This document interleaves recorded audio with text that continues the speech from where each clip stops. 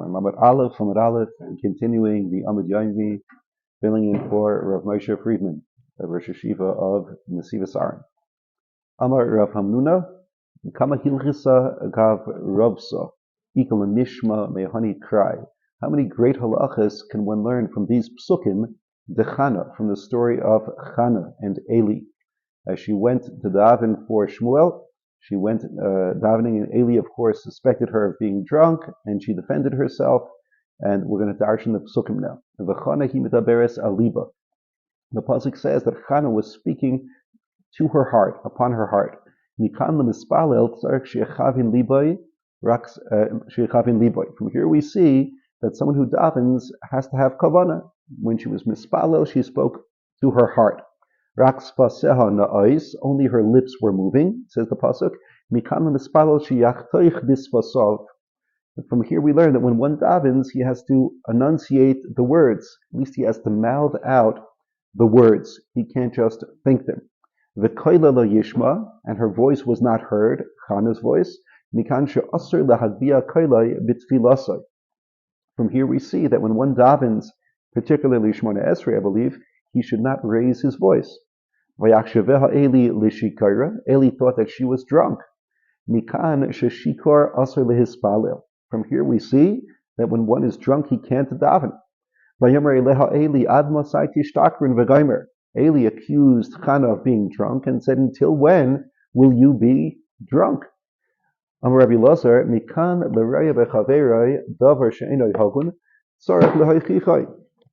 From here we see when a person sees inside his friend something that's inappropriate, he has to inform him. Rashi says, Tosfos, top Tosfos, Davar she'eino halken perish afal gav belechi sur daraisa. Sur daraisa, shita ha'chech yiksiv. The chiddush here is that we know that there's a mitzvah of teichacha when one is over an isur daraisa. If I see someone transgressing an isur daraisa, you have to be mochiach them. But here, even if it's not daraisa, anything that's not hogan, that's inappropriate, you have to inform the person and give them rebuke. Of course, halach l'maisa today, you should ask a shaila before you do this. Vatan Chana vataymer loy adoni. Chana answered and she said, "No, my master." Amar ulavi tema Rabbi Yosef Rabbi Chanina. Amar lei. She said to him, to Eli, loy adona ta b'davar zeh v'loy ruach hakodesh shoyre alecha. You're not a master in this area, in this realm, and there's no divine spirit that's resting upon you. Shata chayishtani b'davar zeh, because you suspected me of davening as a shikaris, as someone that's drunk, when in fact I was just davening from my heart. Ikeda Amri, there's a second lashon of the Gemara that says, Hachi Amra lei, this is what Chana said to Eli, Lo yadoinata. Here in the second version of this Gemara, she's saying it in a way of tmiyah, right? Almost ironically. Lo yadoinata, lav ika shchina v'ruach hakodesh gabach, shedantani l'kaf chayva, v'lo dantani l'kaf schus. Isn't there something, a Ruach HaKodesh, or the Shekhinah that dwells upon you? You would be expected to dan me when Lamed Aleph and Beis. You'd be expected to judge me l'kaf schus, but instead you judged me l'kaf chayva. You didn't give me the benefit of the doubt. Milo yadas de'isha kshas ruach hanaychi v'yayin v'sheichar lo shasisi.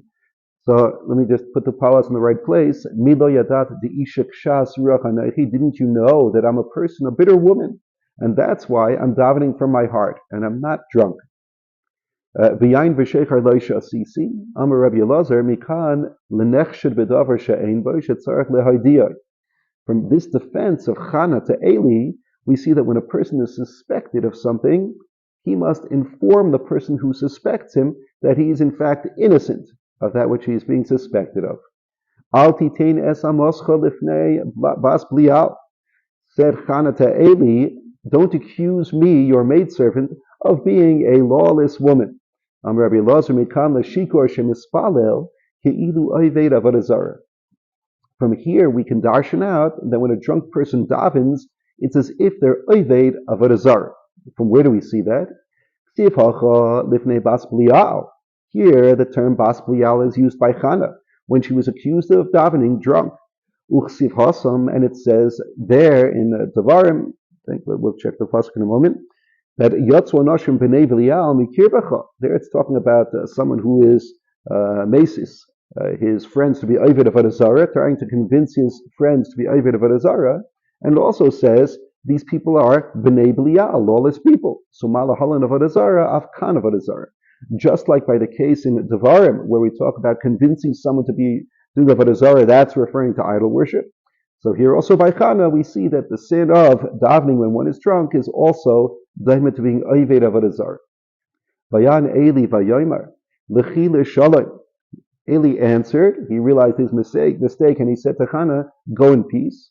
Amar Rabbi Elazar mikan l'choished es chaverai b'davar she'ein bai, shetzarech lefaisai. First of all, we see that when a person suspects his friend of doing something that he's really innocent of, he has to be mafayes him. He has to in some way be maratze him. And not only that, but he also has to give a bracha to the person that he was chosheh. Again, if he found someone lakav choiva and not lakav sklus, he made a mistake, then he has to first be mafayes and also be mavarech. Shenemar ve'lekei Yisrael yitenes shelasech. Hashem will fulfill your bakasha, and you'll have a son. So again, the first thing that Eli did was he said lechi l'shalom, and that's considered to be pius. The way I understood it was that there should be peace. I want there to be no hard feelings here, but you could check out the Achronim of Neir Shiur. And the second thing he did was he said Hashem should grant your bakasha. So he gave her a bracha. Okay, so those two things we have to do whenever we don someone lakav chayva mistakenly. The Gemara continues. Vatidar neder vatomer Hashem tzavakais. She took a neder and she said, Hashem, right, Lord of hosts, Amar Rabbi Elazar, miyom shabar hakadosh baruch hu es olamai loyhaya adam shekra'ai lakadosh baruch hu tzavakais ad shebasa Chana v'karasai tzavakais. Chana was the first one to call Hashem Yisbarach, Hashem, the Lord of hosts, the God of tzavakais. Right, tzavakais would be his armies or his troops, his servants in Shammai. Amra Chana lefnei hakadosh baruch hu ribono shel olam Michoel. I'm going to say this. Lashon Michoel, I hope that's correct. Mikol tzava'it tzava'is shebarasa ba'olamcha kasha be'einecha shetitein li ben echad. From all of the hosts, the heavenly hosts that you created in your world, is it difficult for you to give me one son? Mashal mahatavar daimer. What could this be compared to? Lemelech basar v'adam she'asa suda la'avadav, to a king of flesh and blood who created a feast for his servants. Came along one poor man, and he stood at the doorway. Amar lahem, and he said to them, Tenuli prusa achas, give me one slice of bread. V'lo hishgichu alav, and they paid no attention to him. Dachak v'nichnas etzel hamelech, he pushed his way in, and he entered towards the king. Amar le adoni hamelech, and he said to the king, my master, the king, Mikol seuda she'asisa kasher beinecha litein li perusa achas. From this entire lavish feast that you have created, can't you give me at least one slice of bread? So too Chana said to the Ribono Shel Olam, look at all that you've created, can't you give me one son? The Gemara continues with Chana's tefillah. In Ra'oi Tir'eh, double lashon, we're going to darshan why the extra word, Ra'oi Tir'eh, if you see, you will see. Amar Rabbi Elazar, Amar Chana lefnei hakadosh baruch hu, Chana said to Hashem, Ribono Shel Olam, Im Ra'ah mutav. If you saw, and therefore you're going to answer my tefillah and grant me a son, that's wonderful. V'im la'av tir'eh, but if you didn't see, then you will see. Meaning, if you didn't answer my tefillahs and didn't grant my bakasha, then you will see what I'm about to do. Eilech ve'estater b'fnei Elkanah ba'ali. I will go ahead and have seiser, I'll have yichud with another man while Elkanah is present. Right now, obviously not present in the yichud area, but while he's around and still my husband. And since I have seiser with another man, he will be forced to report me, and they're going to have me drink the seita water that anyone who has yichud with another man has to drink. Under certain circumstances. You don't make your Torah false, you don't make it counterfeit. Shenemar v'niksa v'nizra'a zera. She will become clean. The Saita who's accused of having possible relations with another man, meaning that we found out that she had yichud with another man, we don't know if she had bia with him or not, so therefore she has to drink the Saita water. If she's in fact innocent and she never had relations with this man, v'nizra azera, she has a child. So said Chana, I'm going to do yichud, I'm going to have yichud with another man, Eli will report me, and I'm going to drink the sota water, and I'm going to have a child. The Gemara analyzes this comment, this almost an ultimatum, kiviyachol, of Chana.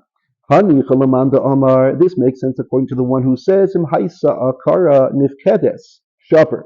I understand according to the Tana who learns that if the Saita was barren and she couldn't have any children, she is granted a bracha that she will have children afterwards. Okay, again, she's found out to be innocent.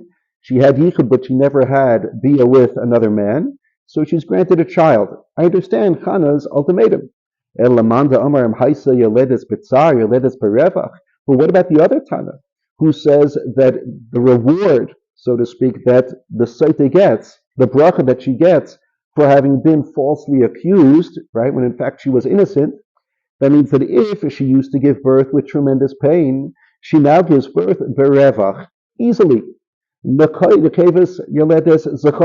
If she used to have girls, she'll start having boys.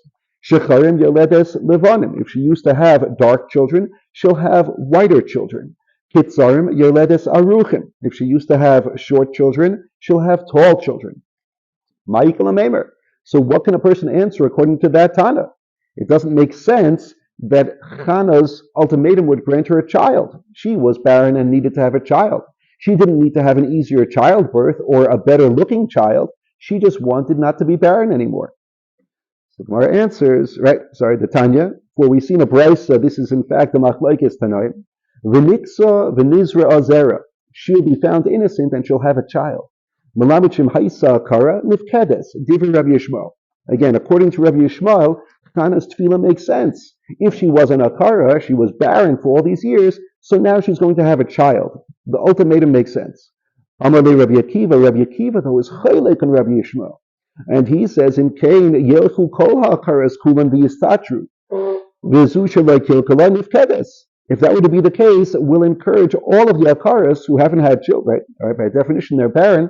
They're going to have seiser, they'll have yichud with another man, and they're not going to have bia. And the fact that she wasn't nivelis by another man means she's going to get the bracha of having children.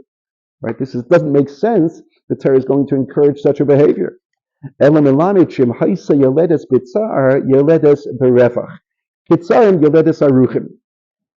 according to Rabbi Akiva, it doesn't mean that the barren will have children. It means that if she used to have a hard time, a painful childbirth, now she's going to have an easier childbirth. Short children, now she'll have taller children. Darker children, she'll have lighter children.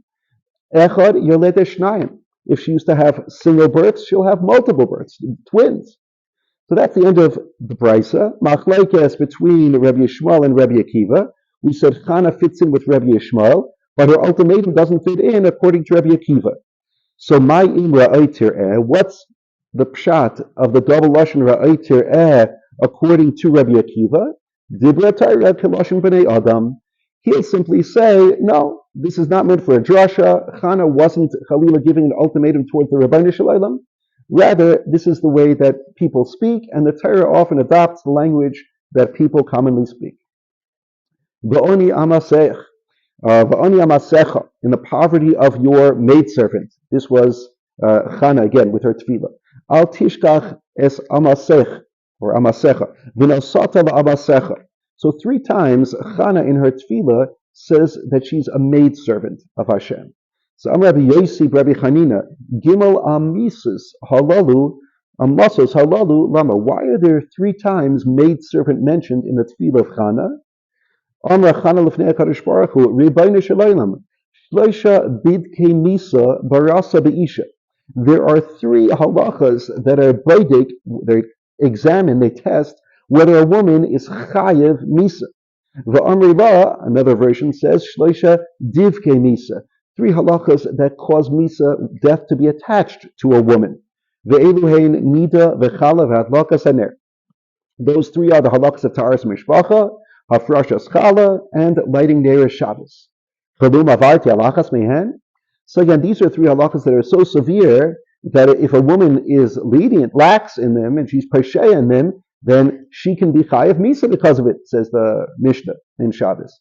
And yet, says Chana, I was medakdekes in all of these dinim. So why can't I be zeiche to have my tefillas answered. V'nasata la'amascha zera, you'll give your maidservant a child, zera noshim. The double lashon, or a strange lashon, seed of men. My zera noshim. What does it mean you're going to give them seed of men? Amarav gavra beguvrin, a man amongst men. Okay, an exemplary man. Shmuel amar zera shemayshech shnei anoshim. Shmuel said the double lashon means seed that will anoint two people. Which two people would Shmuel HaNavi ultimately anoint? Uman Inun, who are they? Shaul and David. Shmuel HaNavi anointed, he poured oil on Shaul and David to make them a melech. Rabbi Yochanan amar zer sheshachol kishnei anoshim. The bracha was that you would have a child that would be equivalent to two people. Uman Inun, Moshe Aaron. Who are these two people? Moshe and Aaron. How do we know that Shmuel HaNavi was equivalent to Moshe Aaron? Shene'emar Moshe Ahron Beis Medrash. The pasuk juxtaposes Moshe Aaron to Shmuel, saying that they both had the same darga. Shmuel is on the same level as two people, Moshe and Aaron together. Rabbanan Amrei Zera Noshim Zera Shemuv Labein Anoshim. Rabbanan give a different pshat, an interesting pshat. She was davening that she have seed of man, meaning a seed that is moved Labein Anoshim, that's not outstanding, that is literally swallowed up amongst the masses of men. What does that mean? Rashi explains, she was worried that he shouldn't be outstanding in any way, lest there be ayin hara and people talk about her new son, who's meyuchad. He also Rav Dimi Amar, Lei aruch v'lei gutz, Lei cotton v'lei ilaim, Lei tzchor v'lei gichar, Lei chacham v'lei tipesh. So she davened that he not be too tall nor too short, right? Not be too thin and frail, and not be too husky, and not be too. Again, there's a different lashonos here, but if you look at the side, the Mesaris Ashas, tzchor is white, and gichor is ruddy, a ruddy, rosy complexion, a red complexion. Shouldn't be too pale, shouldn't be too ruddy. Fascinating. He shouldn't be too wise, because people are going to start talking about him, and there'll be ayin hara. And of course, he shouldn't be a fool. Ani ha'isha hanitzeves imcha, said Chana, I'm the woman who is standing with you, bozet. Right? Amar Reb Shua ben Levi, mikansha asr leishev v'saich arba amas shel tefillah. Here she was referring to Eli. She said, I was standing with you. And from here we learn that when she was davening, at least Shmona Esrei, we would learn from here, when she has tefillah, she's middle of tefillah, one can't sit within her arba amas. Why? Because she addressed Eli as, I'm standing with you, implying that you, Eli, are also standing. I'm standing in tefillah, and you also have to stand, because we're together. We're in the same daled amas. So you see that when someone's davening, you are not allowed to sit within her daled amas. Elhanar hazeh hispalalti, I daven for this child. Amar Rabbi Lazar, Shmuel Meira halach lefnei Rabbi Haya. Shmuel paskind in front of his Rebbe. Shenemar, for it says in the pasuk, Vayishchetu es hapar vayaviu es hanar el Eli. They shechted the bull, and then they brought the Na'ar, Shmuel, to Eli. Asks the Gemara, Mishum de Vayishchetu es hapar heviu hanar el Eli. Because they shechted the bull, that's why they brought Shmuel HaNavi to Eli. What's the connection? Why is he coming to Eli now that they shechted the bull? Ela Amar Lahen Eli, Kuro Kayin Lacey Velishchait. Eli said, go ahead and bring a Kayin, let him come and shech this par. Chazanhu Shmuel Dahavu Mahadre Basar Kayin Lamishchat. Shmuel saw them that they were running around after a Kayin to do the shkita. Amar Lahu, Shmuel said to them, Lama L'chula Hadurei Basar Kayin Lamishchat. Why are you running around for a Kayin to do the shkita? Shkita bizarre keshera. Shkita is also kosher with a non-kayin. Aisu elakame de Eli. They brought Shmuel in front of Eli. That's the second part of the pasuk. Vayaviu es hanar el Eli.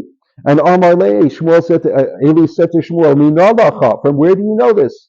Amar Le, he said to him, Miksi v'shachat hakayin v'yikrivu hakayin. Miksi v'shachat hakayin v'yikrivu hakayin ksiv. Mikabala ve'elech mitzvahs kahuna. Mikan v'shkita shekshera bizar. The pasuk doesn't say that the kohen will shech the korban. It says that the kohen will be makriv, meaning he will bring closer the korban towards the mizbeach. Meaning the job of the kohen begins mikabala ve'elech, after the animal is shechted, it could be either a non-kohen or a kohen that does the shechita. There's Kabbalah, right? We know that he has to receive this blood inside a kli. And that job, Kabbalah ve'elech, that's exclusively the mitzvah of the kohen. Right? But the shechita can even be done by the zar. And that's the source, said Shmuel, that shechita is ksheira bazar. Amar lei, memar shaper ka'amrit, mi'umar halacha b'fnei rabchaat. So Eli said to Shmuel, you're saying a very good bart, right? You're saying a good memra. Nevertheless, you're pasking in front of your Rebbe. And anyone who paskins in front of their Rebbe, Chalila, is chayav misa. So Asya Chana v'katzovcha kameh, came Chana, and she screamed before Eli, Ani ha'isha hanitzeves imcha bazeh. I'm the woman who was standing with you in this matter. Right? Meaning I davened for this child years ago, or whatever it was, how many years it was. Amarle, Amarla shivki li de'enshe uba'ina rachme v'yoivach rava mine. Said Eli to Chana, leave me alone, let me go, I will punish him. Uba'ina rachme, I will beg for rachamim from Hashem. V'yohiv lach, and I'll give to you rava mine, a child who's even greater than this one, than Shmuel. Amarle, said Chana to Eli, Elanar hazeh his palalti. I daven specifically for this child. I don't want a better child. I don't want a different child. I want Shmuel. V'chana hi medaberes aliba. Chana was speaking to herself. Amr Rabbi Las Meshur v'Yosi ben Zimra al iske liba amra. Right? Amr lefanav. She was speaking about matters of her heart. Amr lefanav. Ribono shel olam. Everything that you created in a woman, you haven't created one part that's not levatala, that's for naught. Einayim liros, eyes to see. Vaznaim lishmoya, ears to hear. Chaitim lahariach, nostrils to smell. Peradaber, a mouth to speak. Yadayim la'asais bahem malacha, hands to do all types of work with. Raglayim lahalech bahem, and legs to walk. And dadim lahanik, and the chest of the woman is to nurse a child. Vahanik bahem. Dadim halali shenasata al libi lama lo lahanik bahem. Aren't they here? Don't I have them so that I can nurse a child? Tainli ben va'anik bahem. Give me a child and I'll nurse this child. Okay, maybe we'll stop here. It continues in Meretz Hashem, but however if Friedman works it out, either it'll be online or not. We did a little bit more than an Amud. Be'ezer Hashem, you'll finish the entire thing, either online or in person.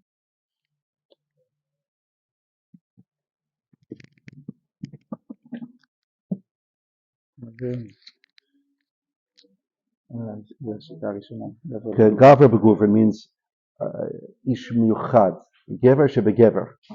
Gever meaning ish miyuchad, yetze min akla. Kach אני תרגמתי את זה לפחות. פירוש המילולי.